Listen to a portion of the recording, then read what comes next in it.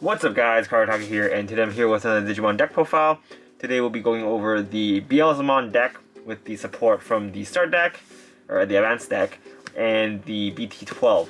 So without further ado, let's get right into the deck profile. So actually, let's go for the Digitamers first. So for the Digitamers, we're running four of the Yamons.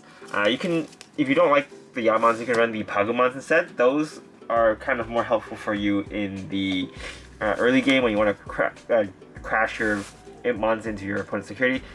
But I think the Yamon has more reusability, and it helps you mill when you need to. So it's up to you guys, but I quite like the Yamons, and it kind of fits the theme of the deck a bit more. So for the low 6s, we are going to be running 4 Beelzemon from EX2. I think this Beelzemon is still the better one out of the new one, between this one and the new one that came out. Mainly because this one has a mill effect. When this card gets milled, you can play Impmon for free, which is really good. And his mill effect is reusable and has some removal, so better in that way. Alright, so next we're running 2 of the Beelzemon from the new Advanced deck. So on Evolution you can just mill 4, which is pretty good.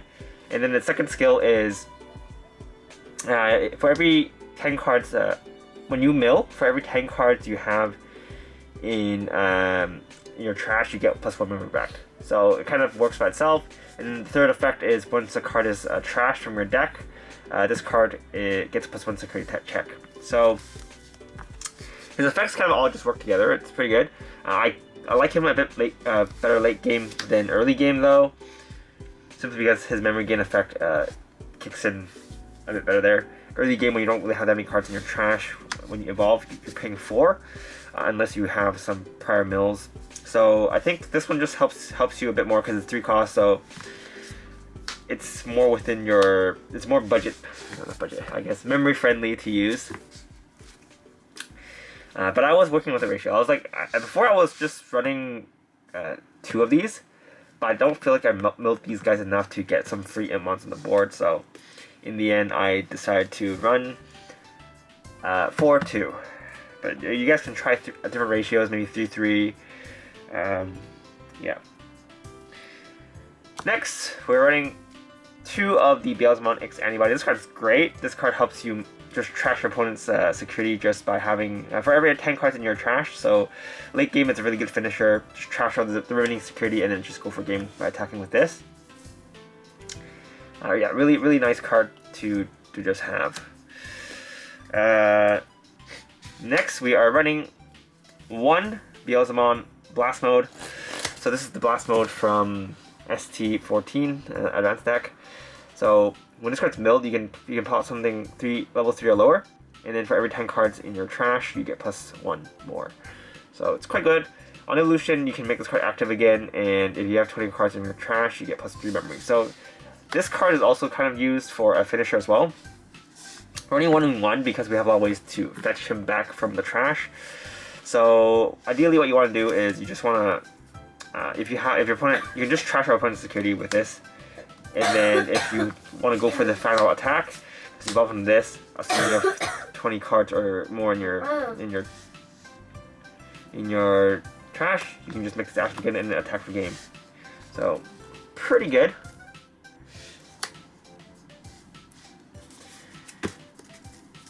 And it's pretty much only 1 cost to evolve if you have 20 more cards in your trash. So yeah, pretty good. Next, for level 5s, we are running 4 of the Beelzemon from BT-10. So on attack, you can trash 2 cards from your deck, which is pretty good. And then on deletion, if you have 10 more cards in your trash, you can just play Beelzemon for free. It's quite good. We're running 4 of these and only 2 of the new Beelzemons from ST-14 because this card's mill effect activates on Evolution. So if you want to protect your Digimon and keep them raising the area, you won't be able to get the mills off this. But the second effect is pretty much the same. On Evolution, you give this Digimon the effect of when this card's deleted, you can play a Beelzemon for free. And this effect lasts until your opponent's turn. So if you Digivolve into a Beelzemon and it dies, you can still play another one.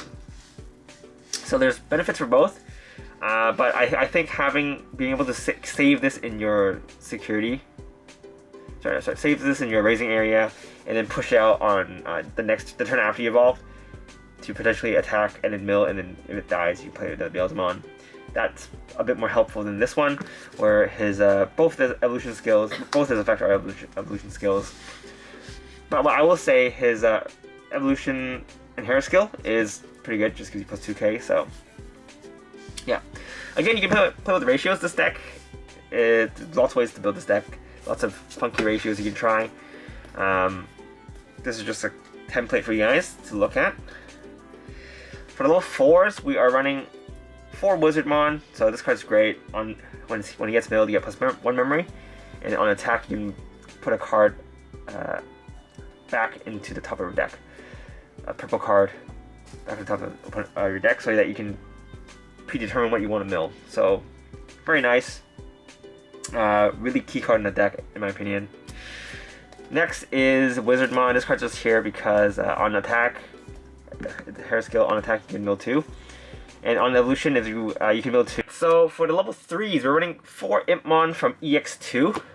So this is the EX2 Impmon.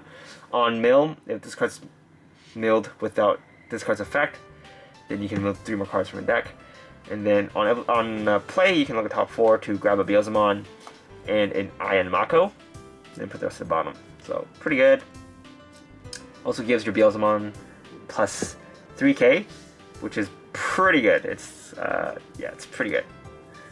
Bumps it up to 15, bumps it up to 14. It'll be 17, so it's not gonna die. This will be 16.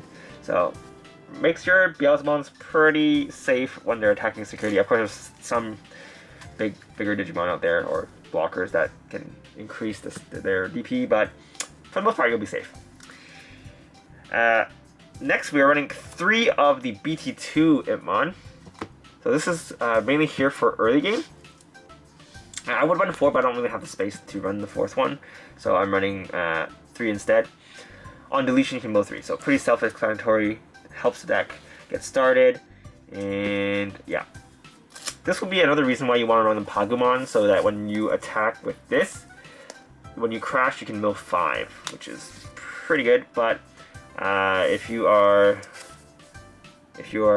attacking, if you're attacking and you don't die, then it's kind of not too good. But your opponent will probably find a way to get rid of it. So anyway, we're looking at the ST-14 Impmon. This is a new Impmon. Actually, I might cut this down to 2 and then run a 4th one of this Impmon, just because this card's really good, but it's only good late game. So on attack, if you have 20 or more cards in your trash, you can Digivolve this into a Beelzemon. So it's quite good. You can evolve it for 3, so it's not free. But it's pretty good. And hair skill is when something is trashed from your deck, you can delete one of your opponent's level 3. So overall, he's quite an interesting card to use, just because it's a new way to warp. We don't have to rely on the BT-12 Beelzemon. Next, we're running 4 of the Impmon X-Antibody. This card is good because you can activate on play and on evolution. So skill is discard an option card from your hand, and then you'll be able to grab something with the. You can pretty much grab an Impmon. You can pretty much grab any of the Beelzemon line stuff that I'm running back to your hand from the trash. So works similarly to the old Impmon from BT-7 or BT-6.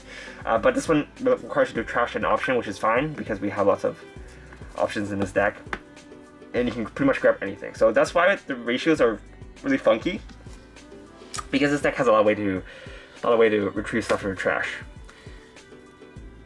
Next is Tamers. We're running 2 I and Mako. This is from ST-14. We're not running the one from EX2, mainly because we don't have space for it and it doesn't really benefit that much from milling. This one also doesn't benefit you when it gets milled, but on play you can look at the top 4 cards of the deck, and you can grab any of these lines, any of the Impmon line, which is pretty good. And the second effect is also pretty good. Whenever one of your purple Digimon is evolving, then you'll be able to rest this Tamer to put a card in your hand to the top of your deck, and then you can get 1 memory. So obviously it's used to stack your deck so you can get some good mills. And yeah, that's the main reason I'm running this. So overall it's a very versatile card. You can choose not to run this if you think it's a bit slow, but in early game, I think if you manage to draw one of these are very good for unbricking and helping you set up for your mills later on. Alright, now on to the options. We're running a lot of options in this deck.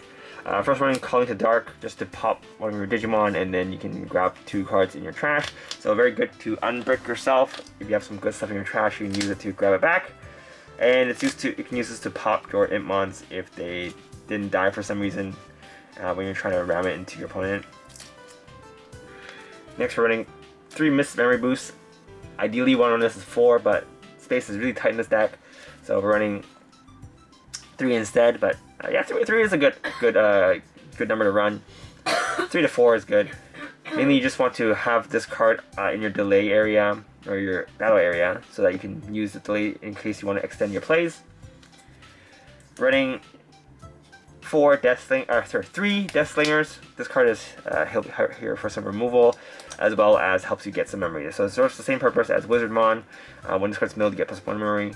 So quite good. This card actually, I would also ideally run this at 4, but space is tight. Again, if you don't want to run the I and Makos, you can cut these 2 out for 1 more of each. That's something I'm playing around with. Next, we are going to be running the new option card from ST-14. This is Warning Shots. When this card is milled, you can place this into your battle area. This is really good because the delay effect is you can put this card in the trash to grab a purple Digimon or Tamer back into your hand. So this will help you, and it's free because you don't need to use if you activate its effect by milling, putting delay, you can just pretty much retrieve for free. So this card is really good, really value.